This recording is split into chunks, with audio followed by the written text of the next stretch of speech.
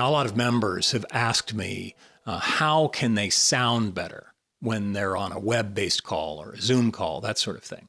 And it's a really good question to ask because sound is as important, if not more important, than the picture.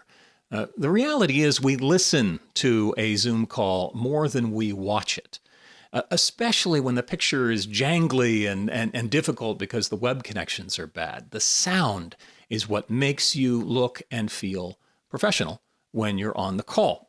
And it just doesn't sound that professional when you're yelling at the computer over a little tiny mic that's been built into your laptop. You don't have to spend a lot of money to get great sound, although you want to spend a little bit in order to get a high-quality microphone that plugs directly into your computer. What I'm going to do here is show you a range of different options from the least expensive to more of a reasonable price. You're not going to have to break the bank on any of these, but I want you to hear them and see them. We're also going to include a list below this video that explains exactly the different microphones that we're showing you, as well as where you can buy it and the pricing, etc. So you don't have to take furious notes during this call. So let's go through a few different ones, and I have some help from Ben van Loon and Lexi Miller on our staff to help you hear different microphones. So let's start with the first one.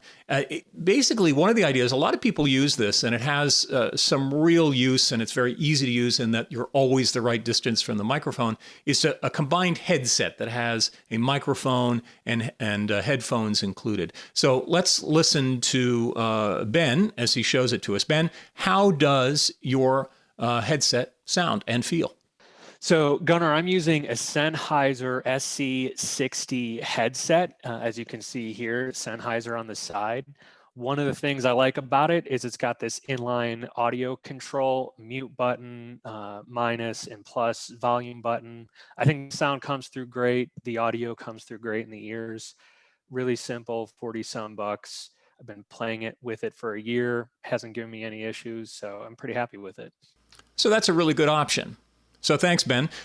There's another option you should consider. There's a lot of inexpensive microphones that are designed to plug directly into your computer, and surprisingly good sound can be had from them.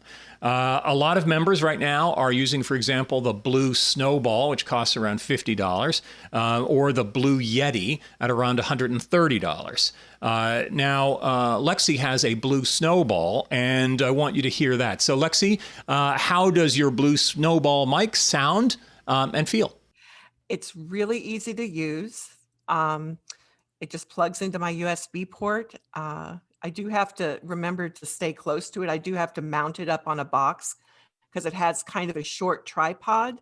So I have a box of cookies here on which it is standing to make sure it's close enough because it's supposed to be about 6 inches away. That's great, Lexi. Thank you. Now, if you're willing to spend a little bit more and want to get the best quality sound, you can go with a broadcast level microphone like this one. This is a Sennheiser MD46. It costs about $200. And the only other thing you would need if you use this mic would be a special cable that goes from XLR. This is what plugs into the bottom of these kinds of mics to a USB port. That way you can plug it directly into your computer. This is a great choice in terms of microphones. It's used by reporters and sportscasters in great part because it has a very limited amount of sound. You're not going to hear something over on the other side of the room. It's just your voice. So it's a great, versatile, and sturdy mic that you can use. This is probably the best quality that we've seen. It gives you a very rich sound. It emphasizes all the right parts of your voice and nothing else that you really don't need.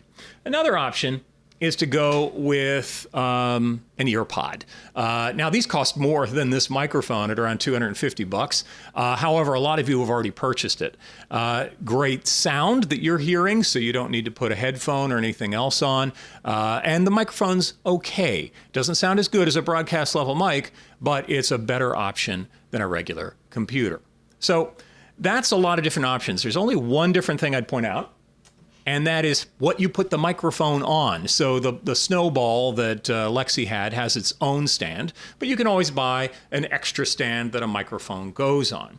The advantage of this is it's cheap. It's easy, doesn't take a lot of space. The downside is if it's resting on your desk and you happen to thump your desk with your hand or something along those lines, you're going to hear it. It's going to go right into the microphone.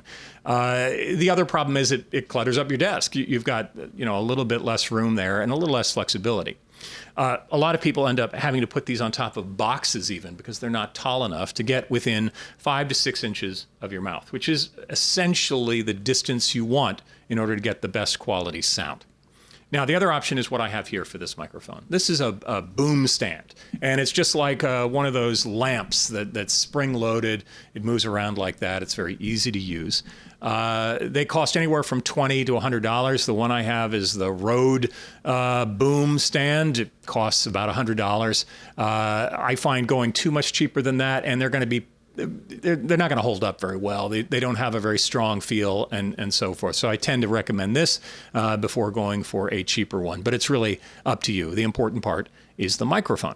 So I encourage everyone, use a microphone. Don't just rely on your computer's built-in microphone.